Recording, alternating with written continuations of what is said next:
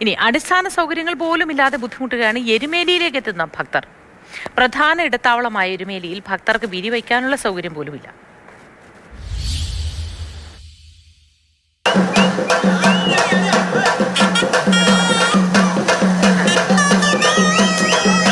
പരിമിതമായ സൗകര്യങ്ങളാണ് ഓരോ തീർത്ഥാടന കാലത്തും എരുമേലിയിലേക്ക് എത്തുന്ന അയ്യപ്പ ഭക്തരെ കാത്തിരിക്കുന്നത്. വിശ്രമ കേന്ദ്രത്തിന്റെ പണി ഇതുവരെ പൂർത്തിയായിട്ടില്ല. 2021 ജൂലൈയിലാണ് 15 കോടി ചെലവിൽ ഈ കാണുന്ന വിശ്രമ കേന്ദ്രത്തിന്റെ നിർമ്മാണം തുടങ്ങുന്നത്. 1 വർഷം കൊണ്ട് പൂർത്തിയാക്കുമെന്നായിരുന്നു വാഗ്ദാനം. എന്നാൽ ഒന്നും നടന്നില്ല.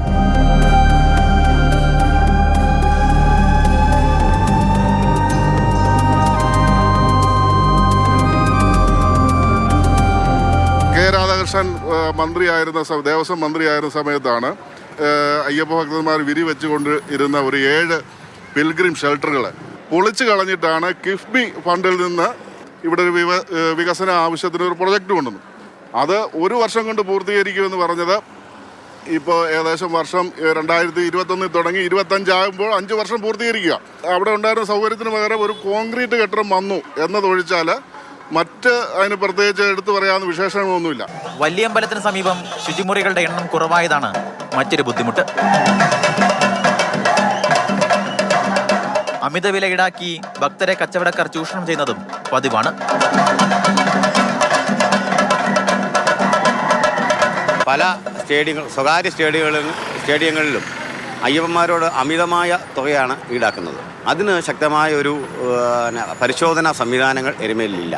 രണ്ടാമത് ഇവിടെ അയ്യഭക്തന്മാർ പറഞ്ഞാൽ നമ്മൾ ദേവസ്വം ബോർഡ് ഷവർ ബാത്തുകൾ പിടിപ്പിച്ചിട്ടുണ്ട്. പക്ഷേ ഷവർ ബാത്തുകളൊന്നും വേണ്ടത്ര എണ്ണമില്ല. അയ്യഭക്തന്മാർ കൂടുമ്പോൾ അയ്യഭക്തന്മാർ സ്വകാര്യ ബാത്റൂമുകളെ ആശ്രയിക്കേണ്ട ഒരു ഗതികേടിലാണ് വന്നിരിക്കുന്നത്. എരുമേലി ഉൾപ്പെടെയുള്ള ഇടത്താവളങ്ങളെ മികച്ചതാക്കാൻ കഴിയുന്നതേയുള്ളൂ. അതിന് ഇവിടെ ഇതൊക്കെ മതിയെന്ന നിലപാട് ആദ്യം മാറണം.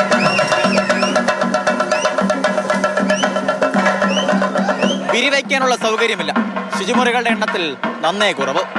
ദേവസ്വം ബോർഡും സർക്കാരും ഓരോ തീർത്ഥാടന കാലത്തും സമ്മാനിക്കുന്നത് ദുരിതം മാത്രമാണ്. ക്യാമറമാൻ ജോബിൻ തേക്കടിക്കൊപ്പം ശ്രീനിവാസ്, മാതൃഭൂമി ന്യൂസ്, കോട്ടയം.